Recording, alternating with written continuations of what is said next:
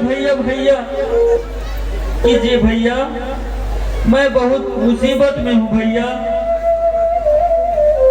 अरे विनोद भाई, तुम इतने परेशान क्यों हो? जरा खुलकर बताओ, आखिर बात क्या है? भैया मेरा बेटा अस्पताल में भर्ती है भैया। डॉक्टरों ने बताया कि उसका किडनी खराब हो गया है भैया, जिसके लिए ऑपरेशन करना होगा भैया। इस ऑपरेशन में 50,000 खर्चा लगेंगे भैया। डॉक्टर ने बताया कि जब तक 50,000 जमा नहीं होंगे तब तक ऑपरेशन नहीं शुरू होगा भैया।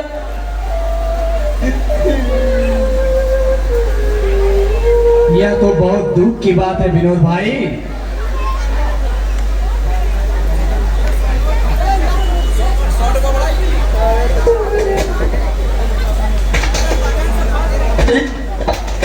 जरूरत है भैया, पर मेरे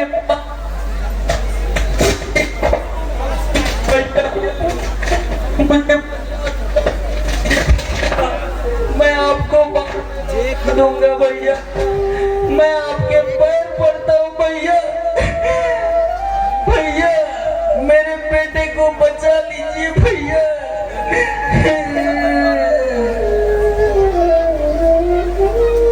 उठो विनोद भाई।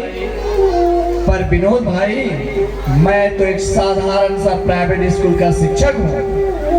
मुझे जितने पैसे मिलते हैं उससे घर का खर्च, बच्चों की पढ़ाई और मेरे अपने घर के लोन के खर्चों को मैनेज करना मुश्किल होता है। और तुम हमसे 50,000 रुपये की सहायता करने को कह रहे हो? माफ करना विनोद भाई, मैं तुम्हारी सहायता नहीं कर सकता हूँ। भैया मेरे बेटा मर जाएगा भैया, आप कुछ तो मदद कीजिए भैया। मैं आपके पैर पड़ता हूँ भैया। मेरे बेटे को बचा लीजिए भैया, मेरे बेटे को बचा लीजिए।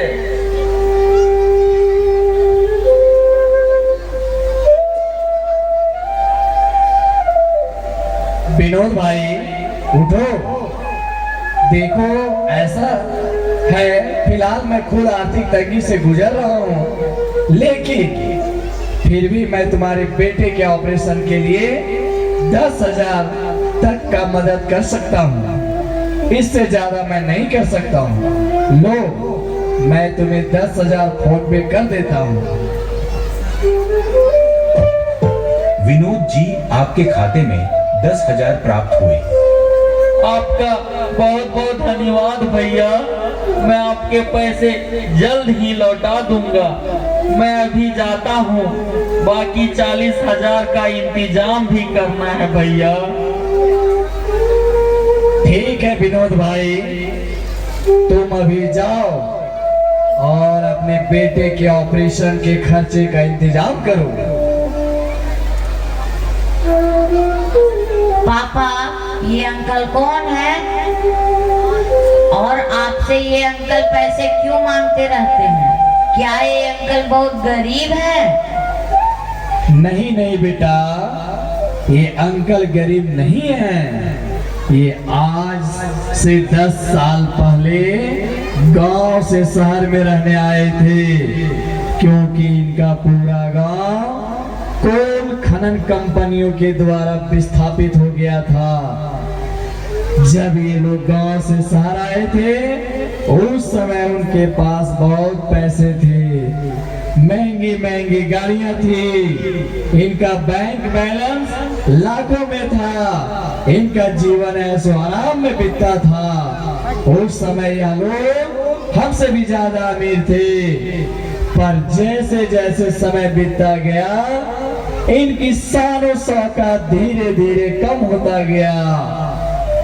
इनके दिन इतने गिर गए कि पारिवारिक दिनचर्या के खर्चों के लिए इनको अपना महंगा महंगा कार भी बेचना पड़ा।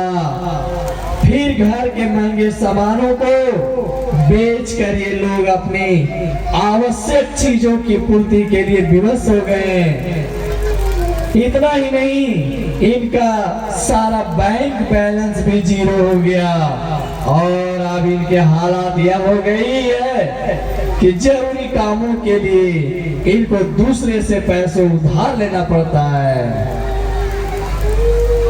पापा, ये विस्थापन क्या होता है? क्या हम लोग भी विस्थापित हो जाएंगे? देखो बेटा, हमारा शहर विस्थापित होगा या नहीं, इसका पता तो इस बात से चलेगा कि अगर हमारी जमीन के नीचे किसी भी प्रकार का खनिज संपदा मौजूद पाया जाता है तो फिर केंद्र सरकार और राज्य सरकार उसे बाहर निकालने के लिए कुछ भी कर सकती है, चाहे उन्हें कितना ही विनाश क्यों ना करना पड़े।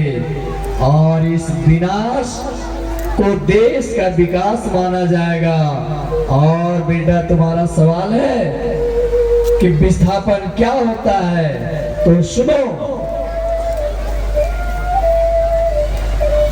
विस्थापन का मतलब एक स्थान से दूसरे स्थान पर ले जाना, परंतु कहाँ ये किसी को मालूम नहीं है। विस्थापन का मतलब अपनों को अपनों से दूर करना, मगर कितना दूर करना ये मालूम नहीं। विस्थापन का मतलब सभ्यता और संस्कृति को नष्ट करना, मगर कितना मालूम नहीं। विस्थापन का मतलब चलते फिरते समाज को कुचलना, मगर कितना मालूम नहीं। विस्थापन का मतलब जल, जंगल, जमीन को नष्ट करना, मगर कितना मालूम नहीं। विस्थापन का मतलब किसानों से उनके पहचान छीनना, मगर कितना मालूम नहीं। विस्थापन का मतलब बच्चों से उनका आंगन और बचपना छीनना, मगर कितना ये मालूम नहीं।